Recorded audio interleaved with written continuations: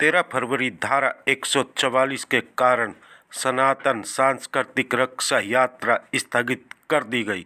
भारत रक्षा मंच के यात्रा संयोजक सोहन गिरी और सूर्यकांत केलरकर संयोजक भारत रक्षा मंच ने एक वक्तव्य में बताया कि दिल्ली में धारा 144 लगने के कारण सनातन सांस्कृतिक रक्षा यात्रा अभी स्थगित कर दी गई है।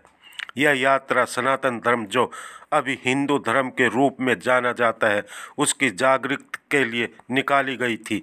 यह यात्रा नई दिल्ली सहित 8 विधानसभाओं में प्रचार करने के बाद आज शासन द्वारा संगम विहार में रोक दी गई। रोकने का कारण शासन ने धारा 144 का लग जाना बताया। शासन ने धारा 144 किसान आंदोलन के कारण लगाई है। भारत रक्षा मंच ने शासन की बात स्वीकार की और कहा कि कारण हम जानते हैं कि किसान आंदोलन के नाम से खालिस्तानी तत्व सक्रिय है जो देश का वातावरण बिगाड़ना चाहते हैं। इसलिए अब यह यात्रा मई में निकालने का फैसला लिया गया। भारत रक्षा मंच लगातार 70 विधानसभाओं में भ्रमण कर रहा था, लेकिन 10 फरवरी से था, लेकिन 2 दिन के रोक दिया गया। क्या लगता है जो आचार संहिता लगी है दिल्ली के अंदर भी लागू होने वाली है और 144 धारा लगी हुई है, किस कारण रोकी गई? सभी लोग जानते हैं कि किसान आंदोलन के नाम से यहाँ हुल्लड़ मचाने का एक कार्यक्रम या योजना या साजिश यहाँ चल रही थी और किसान लोगों ने देखा है, दिल्ली के लोगों ने, किसान आंदोलन यानी क्या होता है। किसान आंदोलन के नाम पर रास्ता रोक दिया जाता है। किसान आंदोलन के नाम पर लाल किले में पुलिस पर हमले होते हैं। वहाँ तिरंगे की जगह पर खालिस्तानी झंडा फहराने का प्रयत्न होता है। नीचे करने को लोगों की हत्याएँ उस आंदोलन में हो जाती हैं। इससे लोगों को पता है कि अराजकता फैलाने के लिए ही किसान आंदोलन चलता है और उस किसान आंदोलन के कारण सरकार ने धारा 144 दिल्ली में भी लगाई। पहले बॉर्डर के लगाई दिल्ली के, अरे नीचे कह रहा था और अभी भी निश्चित नहीं हो पा रहा है कि क्या होगा। सरकार ने कई कदम उठाए हैं, किंतु जिस प्रकार के किसान आंदोलन के नाम पर खास करके पंजाब, हरियाणा, इधर के किसान, देश के सारे किसानों की कोई मांग नहीं।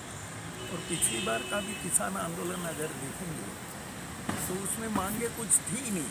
सरकार ने जो कानून बनाए हैं, जो विधानसभा से, जो लोकसभा से पारित किए, राष्ट्रपति से हस्ताक्षर किए, उन कानूनों को अगर वापस लाना चाहिए तो लोकतंत्र का तरीका तो ये था कि वो लोकसभा से फिर से उसमें कुछ संशोधन करा देते या हटा देते। उन्होंने वो तरीका नहीं अपनाया, उन्होंने हिंसात्मक तरीका अपनाया, आगजनी, पथराव, ये सब किया है। लेकिन जब 5 घंटे इसको लेकर बैठक की गई, पीयूष गोयल मौजूद रहे, लेकिन बात वही नोट पर रही कि किसानों का जो कर्जा है वो माफ़ किया जाए, MSP को गारंटी लाना चाहिए। तो कई मांगे इसमें, जो मर गए हैं उनको मुआवजा दिया जाए, पेंशन दी जाए।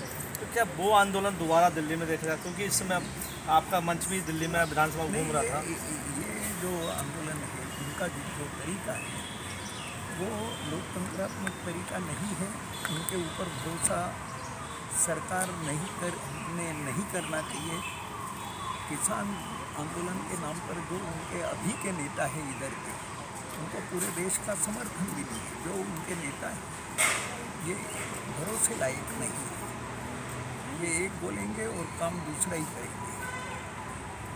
ये पिछली बार का अनुभव है सरकार का।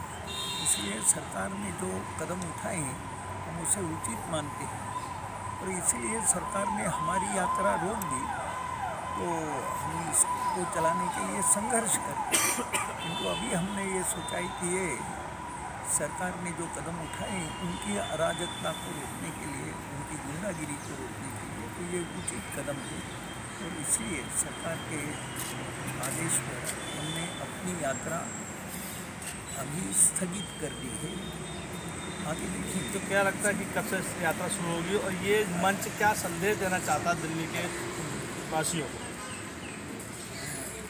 यात्रा कब से शुरू होगी ये तो देश अभी वातावरण सारा देख करके तय करेंगे, किंतु यात्रा पुनः निकालेंगे हम, क्योंकि ये यात्रा सनातन धर्म की जागृति के लिए है। वास्तव में दुनिया में धर्म तो एक ही है, मानव धर्म, और वो मानव धर्म ही प्राचीन समय में सनातन धर्म कहलाया, आज वो हिंदू धर्म कहलाया। और इस धर्म की जागृति न होने के कारण या इसके बारे में गलत प्रचार होने के कारण देश में कई जगह लोग सनातन के बारे में बहुत ही निम्न दर्जे का बोलते हैं। तो लोगों को ठीक से सनातन धर्म की, भारतीय संस्कृति जो सनातन धर्म की कारण बनी हुई, उसकी जानकारी देने के लिए यह यात्रा थी। इसी के साथ साथ भारत रक्षा मंच की जो मांगे हैं, बांग्लादेशी घुसपैठ के मामले में हमारी कुछ मांगे हैं, हमारी मांगे हिंदू मंदिरों के मामले में, हमारी मांगे हिंदुओं के हितों की चिंता करते हुए कुछ मांगे, इनके ऊपर हम हस्ताक्षर संग्रह भी कर रहे हैं। वैसे ही देश का जो विभाजन हुआ है उसका सही इतिहास भी लोगों को बताने जा रहे हैं। तो यात्रा के माध्यम से ये कर रहे थे और ऐसा ख्याल में आया कि जिन 8 विधानसभाओं में हम लोग गए रथ लेकर, वहाँ लोगों का प्रतिसाद बहुत जोरदार था, लोगों में बड़ा उत्साह था। लोग कहते थे कि ये हमारे लिए नई जानकारियाँ मिली, ये कई बातें आप जो बता रहे हो ये बड़ा चिंताजनक बात है कि ऐसा देश में चलता रहा। तो यात्रा के लिए लोगों का समर्थन और सहयोग व्यापक रूप से दिखाई देता है। इसलिए यात्रा अभी भले ही हमने स्थगित की हो, किंतु यात्रा फिर से निकलेगी।